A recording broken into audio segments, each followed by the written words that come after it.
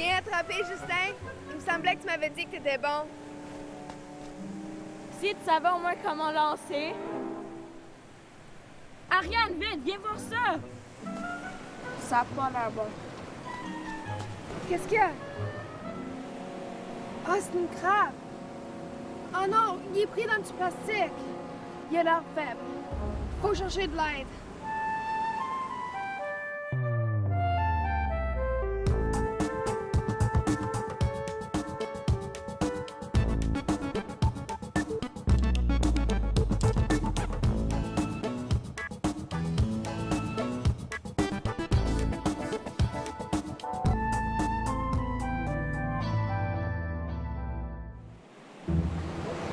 C'est par ici, Louis.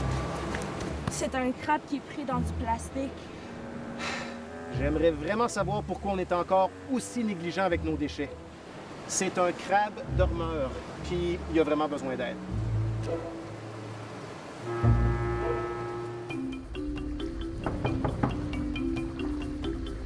Ah, bonjour, Louis. Salut Laura. Ah, vous devez Justin et Ariane. C'est un gros crabe dormeur. Je pense qu'on peut l'aider. On va l'examiner, puis on va vous tenir au courant. Prédateur carnivore, le crabe dormeur préfère chasser la nuit sur les fonds sableux de l'océan parmi la végétation aquatique, telle que les ostères, et se sert de ses grosses pinces pour ouvrir des moules et des nids. Ce gros crabe se retrouve souvent dans nos assiettes et c'est un fruit de mer durable. Il est important non seulement pour leur santé, mais pour la nôtre également, que nous gardions leur environnement exempt de toxines. Ariane, Justin, enfilez vos gants et vos lunettes protectrices. Non, mais vraiment, il va pas nous faire faire. Oh oui. C'est l'heure de la démonstration. OK, imaginez que ce bol d'eau représente l'océan. Ça a l'air propre, n'est-ce pas? Si j'étais un poisson, j'irais dedans. Maintenant, il y a du vent. Ariane, tu vas faire le vent. Tu vas prendre des déchets de plastique qui se retrouvent dans l'océan. Oh! Et certains de ces déchets de plastique vont même encore être ici dans plus de 1000 ans. Les plus gros morceaux peuvent piéger des animaux, comme pour notre ami le crabe.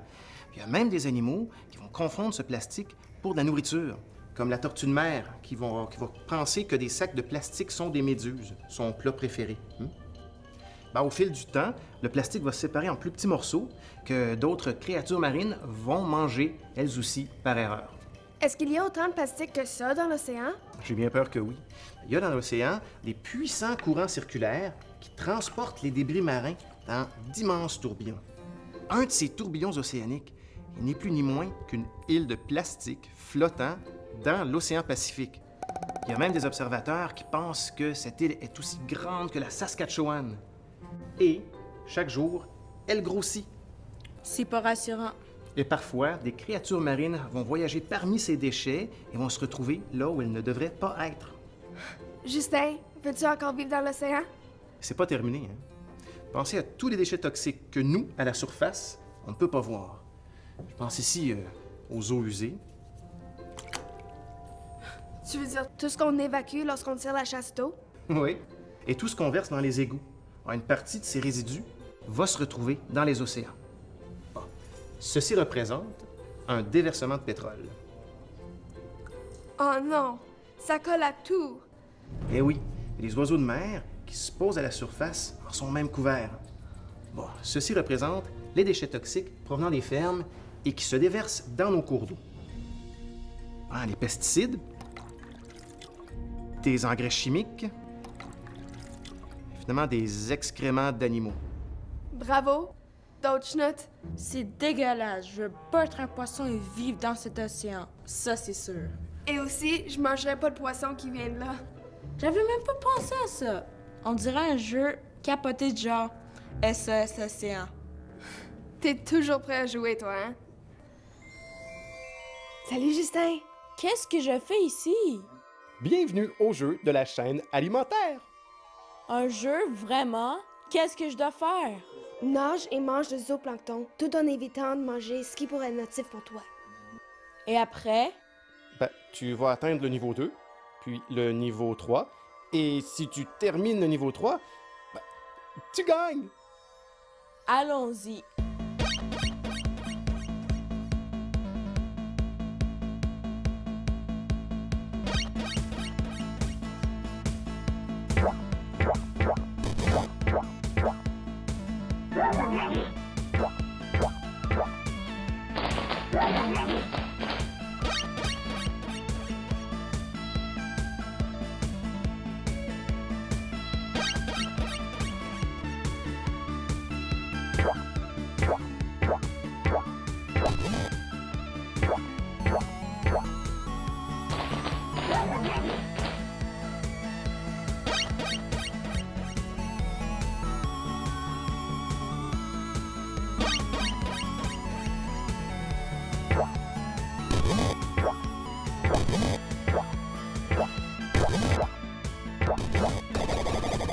Oh non!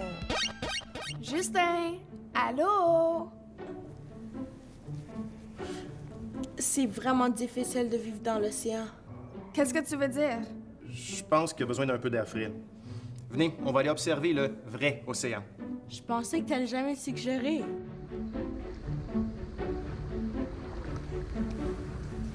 Ça a l'air pas mal propre ici. Oui. Ben, tu sais, Ariane, il y a certains habitats aquatiques qui s'en tirent encore assez bien. Il y a même des aires marines protégées qui ont été créées le long des côtes du Canada pour donner un coup de main aux espèces marines. Regardez, là-bas au loin, un épaulard.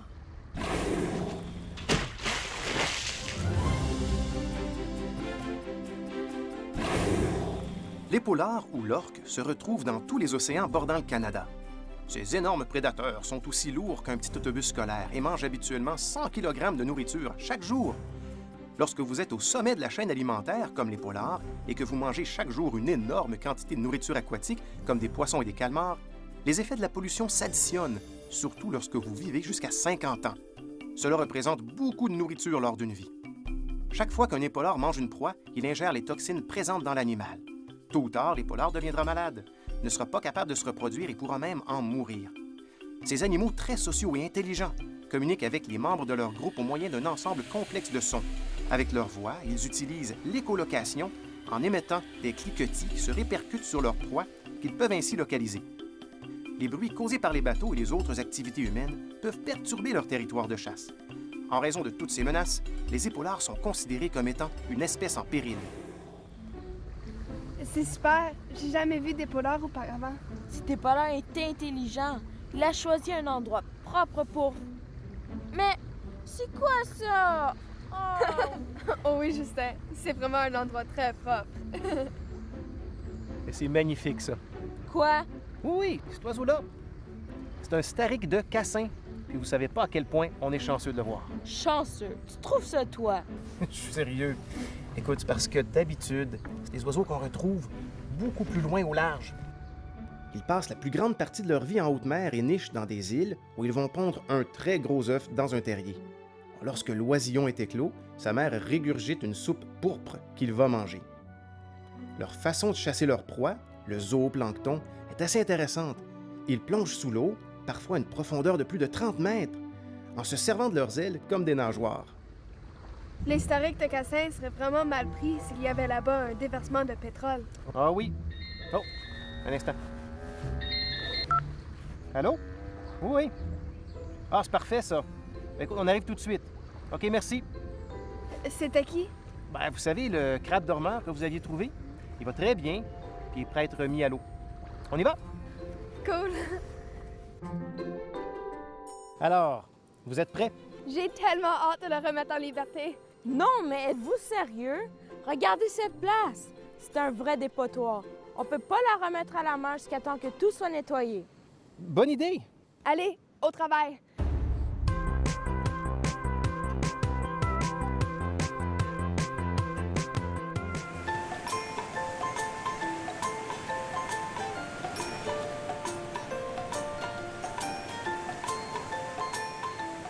Non, mais sérieusement, on doit garder nos océans propres afin que les créatures puissent y vivre. Qu'est-ce qu'on peut faire d'autre? Ah, beaucoup de choses. Ben, d'abord, réduire, puis réutiliser et recycler nos déchets pour qu'ils ne se retrouvent pas dans la nature. Utiliser des produits d'entretien ménager écologiques. Prendre un aviron au lieu d'un moteur pour se déplacer en bateau. Retirez les mauvaises herbes à la main et utilisez du compost naturel dans votre jardin.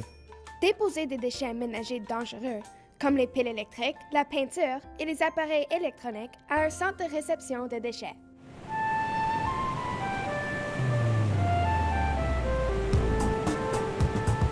Il y a tellement de choses qu'on peut tous faire. Venez visiter en ligne Faune et Flore du Pays pour nous faire part de vos idées. Le site web a également plus d'informations sur la vie aquatique. Et rappelez-vous, peu importe où vous vivez au Canada, les espèces sauvages sont tout près. Alors sortez et observez-les.